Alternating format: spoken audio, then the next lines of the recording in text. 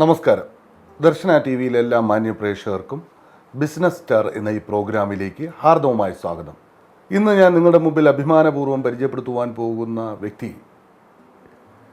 പൊന്നാനിക്കടുത്തുള്ള വെളിയംകോട് എന്ന പ്രദേശത്ത് നിന്നും ഏതാണ്ട് 14 വർഷങ്ങൾക്ക് മുമ്പ് ഒരു ജോലി എന്ന സ്വപ്നവുമായി പ്രവാസ ജീവിതം ആരംഭിച്ച ശ്രീ ഷാജഹാൻ ആണ്.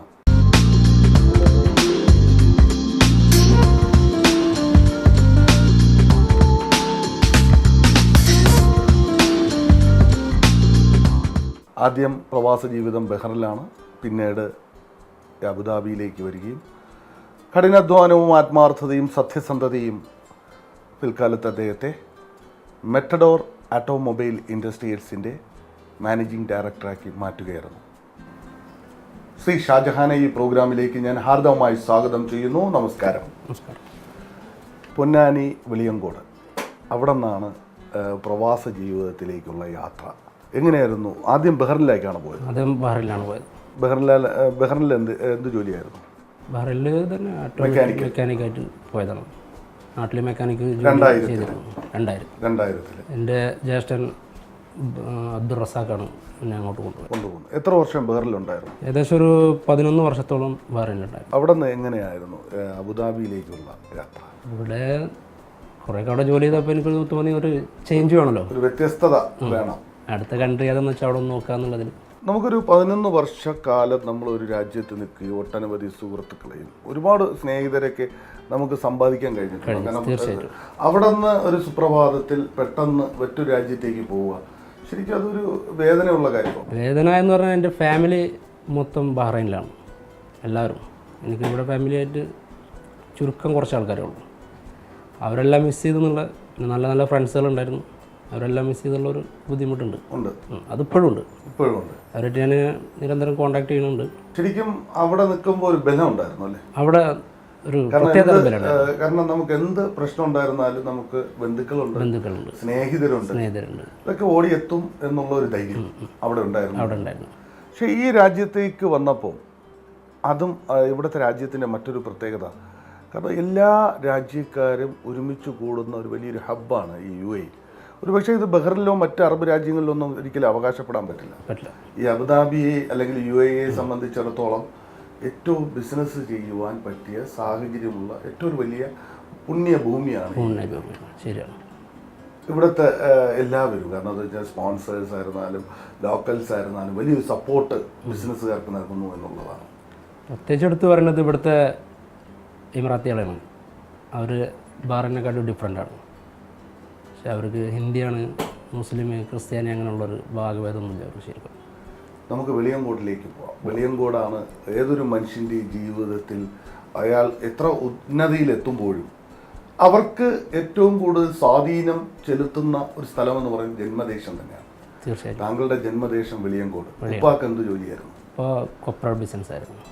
അവിടുത്തെ വെളിയംകോട് നാട്ടിൽ തന്നെ, വീട്ടിൽ തന്നെയാണ് കൊപ്ര ഉള്ള പരിപാടിയായിരുന്നു. ഉമ്മ ഹൗസ് വൈഫ്. എത്രാമത്തെ മകനായിരുന്നു? ഞാൻ എട്ടാമത്തെ മകൻ. മൂത്ത 4 ആൺകുട്ടികൾ, അതിൻ്റെ താഴെ 3 പെൺകുട്ടികൾ, പിന്നെ ഞാൻ, പിന്നെ എൻ്റെ അനിയത്തി. 9 പേര് അടങ്ങുന്ന ഒരു വലിയ കുടുംബം. ഉപ്പായെ സംബന്ധിച്ചിടത്തോളം അന്ന് ഒരുപാട്, അതായത് ഞാൻ മാതാപിതാക്കൾ എന്നുള്ള ഒരു സെഗ്മെൻ്റാണ്, മാതാപിതാക്കൾ എത്രത്തോളം സ്വാധീനിച്ചിട്ടുണ്ട് എന്നുള്ളതാണ്. 9 പേരടങ്ങുന്ന ഒരു കുടുംബത്തെ നോക്കുവാൻ ഒരു ചെറിയ കൊപ്ര ബിസിനസ് കൊണ്ട് ഉപ്പ എത്രത്തോളം കഷ്ടപ്പെട്ടു? തീർച്ചയായിട്ടും ഒരുപാട് കഷ്ടപ്പെട്ടിട്ടുണ്ട്.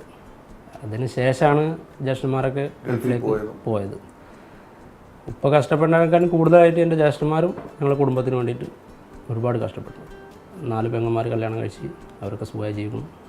അൽഹംദുലില്ലാഹ് ഹൈറാണ്. ഉപ്പായും ഉമ്മായും നമ്മുടെ ജീവിതത്തിൽ എത്രത്തോളം സ്വാധീനിച്ചിട്ടുണ്ട്? അവർ മിസ് ചെയ്യണമെന്നുള്ളൊരു പ്രശ്നമേ ഉള്ളൂ. ഇപ്പോൾ കുറച്ചൊക്കെ വയസ്സായി, ചെറിയ അസുഖങ്ങൾ. തറവാട് ഞങ്ങൾ വീടൊക്കെ ഭാഗിച്ച് 3 ജ്യേഷ്ഠന്മാരെ ഞങ്ങൾ അതിൽ തന്നെ വീട് വെച്ച്, ഒരു ജ്യേഷ്ഠൻ തൊട്ടടുത്ത് വീട് വെച്ച് തറവാട് പൊളിച്ച് ഞാൻ ഇപ്പോൾ വീട് പണിതുകൊണ്ടിരിക്കുന്നു. വെളിയംകോട് പ്രദേശം എന്ന് പറയുന്നത്, അപ്പോൾ മാതാപിതാക്കളെ കുറിച്ച് പറഞ്ഞു, ജന്മദേശം, നേരത്തെ പറഞ്ഞു, ജന്മദേശം നമുക്ക് ഏറ്റവും കൂടുതൽ സ്വാധീനിക്കുന്നുണ്ട്. ഒരു മനുഷ്യൻ്റെ ജീവിതത്തിൽ എത്രത്തോളം ബിൽഡപ്പ് ആവുന്നത് ആ പ്രദേശം തന്നെയാണ്. ജനിച്ച നാട്, നാട്ടുകാർ, തീർച്ചയായിട്ടും. എത്രത്തോളം താങ്കൾ നേരത്തെ പറഞ്ഞ ഒരുപാട് മിസ് ചെയ്യുന്നുണ്ട്.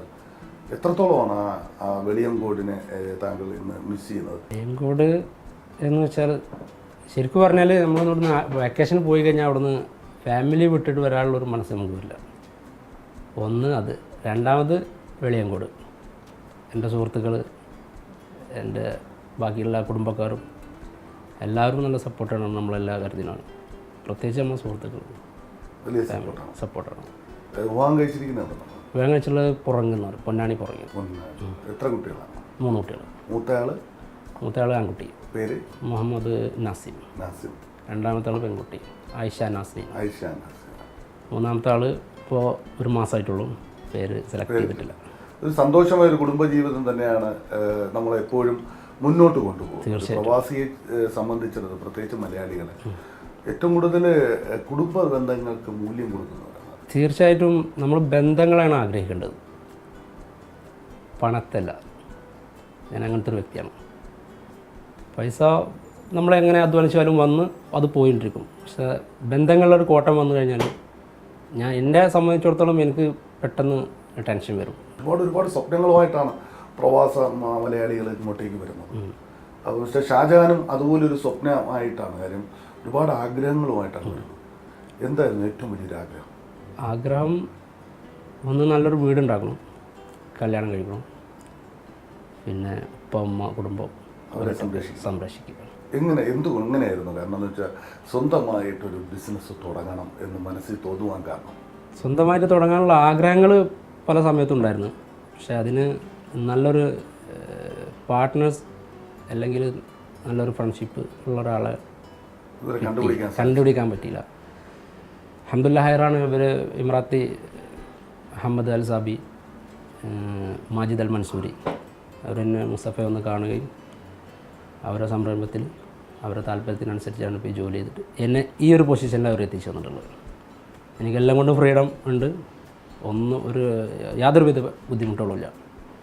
അപ്പോൾ ശരിക്കും നമ്മുടെ ജീവിതത്തിൽ ഒരു റൈറ്റ് ടൈമിലായിരുന്നു അതെല്ലാം വന്ന് സംഭവിച്ചത്. ഇപ്പോഴാണ് റൈറ്റ് ടൈം വന്നതായിട്ട് എനിക്ക് തോന്നുന്നത്.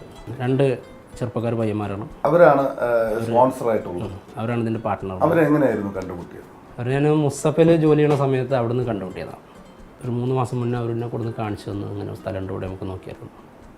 മുസ്തഫിനെ സംബന്ധിച്ചിടത്തോളം ഇത് റണ്ണിങ് വർക്ക് വരുന്ന സ്ഥലമല്ല. നമ്മളെ കസ്റ്റമറെ പിടിച്ചതിന് ശേഷം ഇവിടെ ജോലി ചെയ്യാൻ പറ്റുള്ളൂ. അപ്പം പടച്ചവൻ ഒരു കറക്റ്റ് സമയമായപ്പോൾ നമ്മൾ ആഗ്രഹിച്ചത് കൊണ്ട് തന്നു. തീർച്ചയായിട്ടും കുറച്ചൊന്ന് സ്തുതി. ഇതിൻ്റെ പ്രത്യേക ഒരു കാരണക്കാരൻ എൻ്റെ ഒരു കസിൻ ബ്രദറുണ്ട്, മിസ്റ്റർ ഖാദർ. അയാളുടെ കഠിനമായ ശ്രമത്തിലാണ് ഇങ്ങനെ സ്ഥാപനം അവരുമായിട്ട് എന്നെ ലിങ്ക് ചെയ്യാനുള്ളതൊക്കെ കിട്ടിയിട്ടുള്ളത്. വളരെ വ്യത്യസ്തമായൊരു പേരാണ് മെറ്റഡോർ. സാധാരണ അറബ് രാജ്യങ്ങളിൽ നിന്നും ഈ മെറ്റഡോർ എന്നൊരു പേര് ഉണ്ടാവാറില്ല. നമ്മുടെ നാട്ടിൽ സാധ്യതയില്ല. നമ്മുടെ നാട്ടിലുണ്ട് മെറ്റഡോർ എഞ്ചിൻ എന്നൊക്കെ നമ്മൾ പണ്ട് പറയും, പണ്ട് കാലത്ത് അല്ലേ. ഇപ്പോൾ മെറ്റഡോറിൻ്റെ ഉണ്ട്. ഓക്കെ, ആ ഒരു മെറ്റഡോർ എന്ന പേര് എങ്ങനെയാണ്? മെറ്റഡോർ എന്നൊരു വണ്ടിമേലാണ് നമ്മൾ ആദ്യം ഈ ജോലി തുടങ്ങി വെക്കുന്നത്. മെറ്റഡോർ എന്ന് പറഞ്ഞാൽ പൊന്നാണി ശരിക്കും ബിസിനസ്സൊക്കെ ഉള്ള ഒരു കൊപ്ര കച്ചവടം അങ്ങനത്തെ ഉള്ള സ്ഥലമായിരുന്നു. ഈ ഒരുപാട് ചരക്കുകളൊക്കെ ഇറങ്ങിയിരുന്ന സ്ഥലമാണ് പൊന്നാണി എന്ന് പറഞ്ഞത്. ആ സ്ഥലത്ത് നിന്ന് മെറ്റഡോർ എന്നുള്ള വണ്ടിയിൽ നിന്നാണ് ആദ്യ അക്ഷരം എന്ന് പറഞ്ഞാൽ പണി തുടങ്ങുന്നത്. ആ മെറ്റഡോറിന്മേൽ തന്നെ ഒരുപാട് പണിയെടുത്തിട്ടുണ്ടായിരുന്നു. മെക്കാനിസം എന്താണെന്ന് പഠിക്കുന്നത് മെറ്റഡോറിന്മേലാണ്. ഞാൻ ഓട്ടോമൊബൈൽ അങ്ങനത്തെ ഇതിലൊന്നും പോയിട്ട് പഠിച്ചിട്ടില്ല. ഒക്കെ മാനുവലായിട്ട് എക്സ്പീരിയൻസ് ഒരുപാട് അഡ്വാൻസ്ഡ് ആണ്. ഇപ്പോൾ എല്ലാ ജോലികളും അഡ്വാൻസ്ഡ് ആണ്. നമ്മൾ ഒരു പക്ഷേ കാരണം നാട്ടിൽ നിന്ന് പഠിച്ചതല്ല ഇവിടെ വരുമ്പോൾ തീർച്ചയായിട്ടില്ല. നാട്ടിലിതുമായിട്ട് യാതൊരു ബന്ധം തന്നെ കാണില്ല. 4 വീല് വണ്ടിക്ക് ഉണ്ട് എന്നുള്ള ഒരു ബന്ധമുണ്ട്, ഒരു എഞ്ചിൻ ഒരു ഗിയർ ബോക്സ്. പക്ഷേ ഇവിടെ സിസ്റ്റം എന്താണെന്നുള്ളത് നമുക്കറിയാം. പക്ഷേ ഇവിടെ വരുമ്പോൾ ടെക്നിക്കലായിട്ട് വരുമ്പോൾ എൻ്റർലി ഡിഫറെൻ്റ് ആണ്. പക്ഷേ നമ്മൾ തുടക്കത്തിൽ ഒരുപാട് ബുദ്ധിമുട്ടിയിട്ടുണ്ടാവും. തീർച്ചയായിട്ടും ബുദ്ധിമുട്ടിയിട്ടുണ്ട്. എന്താണ് എങ്ങനെയാണെന്നുള്ള അറിയില്ല. ഒരു പക്ഷേ ഈ ജോലി തന്നെ വേണ്ടെന്ന് വെക്കാൻ ആഗ്രഹിച്ചിട്ടുണ്ടോ? തീർച്ചയായിട്ടും വെച്ചിട്ടുണ്ട്. അപ്പോൾ സമയം ആ ബഹ്റൈനിൽ പോണ സമയത്ത് നല്ല ചൂട് സമയമായിരുന്നു. നമ്മളെന്നാ ഇന്ത്യ വിട്ടിട്ട് നിൽക്കുന്നത് അല്ലെങ്കിൽ കേരളം അല്ലെങ്കിൽ വെളിയങ്ങോട്ട് വിട്ടിട്ട് ആദ്യം പോണത് ബഹ്റൈനിലേക്കാണ്. അവിടുത്തെ ആ കാലാവസ്ഥ അല്ലെങ്കിൽ ആ ക്ലൈമറ്റായിട്ട് നമുക്ക് തീരെ യോജിച്ച് പോകാൻ പറ്റിയിട്ടില്ല. എക്സ്പീരിയൻസ് ആണ്. ശരിക്കും ഞാൻ മെക്കാനിക്കായിട്ടാണ് നാട്ടിൽ നിന്ന് കയറി വന്നത്. ഇപ്പോൾ മെക്കാനിക്കാണ്, ഇലക്ട്രീഷ്യനാണ്, AC വർക്ക് ചെയ്യും, വിത്ത് കമ്പ്യൂട്ടർ ചെക്ക് ചെയ്യും, സെറ്റ് ചെയ്യും, ഓട്ടോമാറ്റിക് ഗിയർ, എല്ലാം പഠിച്ചു. എല്ലാം പഠിച്ചു. കാരണം ഒരു എക്സ്പീരിയൻസ്, എക്സ്പീരിയൻസിന് പകരം വയ്ക്കാൻ മറ്റൊന്നുമില്ല. അത് വളരെ സമാധാനത്തോടെയും വളരെ രീതിയിൽ അത് മനസ്സിലാക്കി എടുക്കാനുള്ള ഒരു മനസ്സുണ്ടാകും. വേണം. തീർച്ചയായിട്ടും ഇതിൽ വന്ന് നോക്കേണ്ടത് ക്ഷമ വേണം. ക്ഷമയില്ല എന്നുണ്ടെങ്കിൽ ഒന്നും നടക്കില്ല.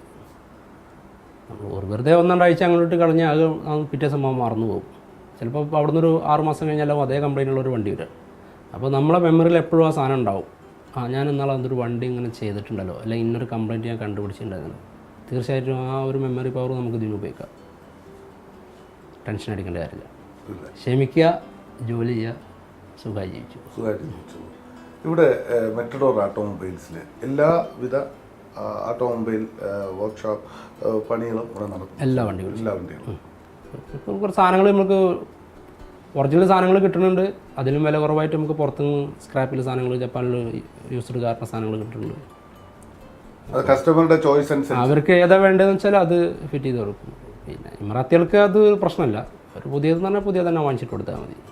നമ്മളെ മലയാളികൾ കുറച്ച് ശമ്പളം മേടിക്കുന്ന ആൾക്കാരും വിത്ത് ഫാമിലിയായിട്ട് താമസിക്കുന്നവർക്കൊക്കെ ഇത് നല്ലൊരു ഇതാണ് ഈ സ്ക്രാപ്പ് എന്നുള്ള പരിപാടി. അതിന് വില കുറഞ്ഞ സാധനങ്ങൾ കൊടുത്തിട്ട് ചെയ്യുന്ന ജോലിയെല്ലാം വിത്ത് ഗ്യാരണ്ടിയാണ്. എന്ന് ചെയ്ത് നാളെ വന്നാൽ നമ്മൾ അറിയില്ല എന്ന് പറയില്ല. മെയിനായിട്ട് എസിരതിൽ നമ്മൾ നല്ല ഗ്യാരണ്ടി കൊടുക്കും.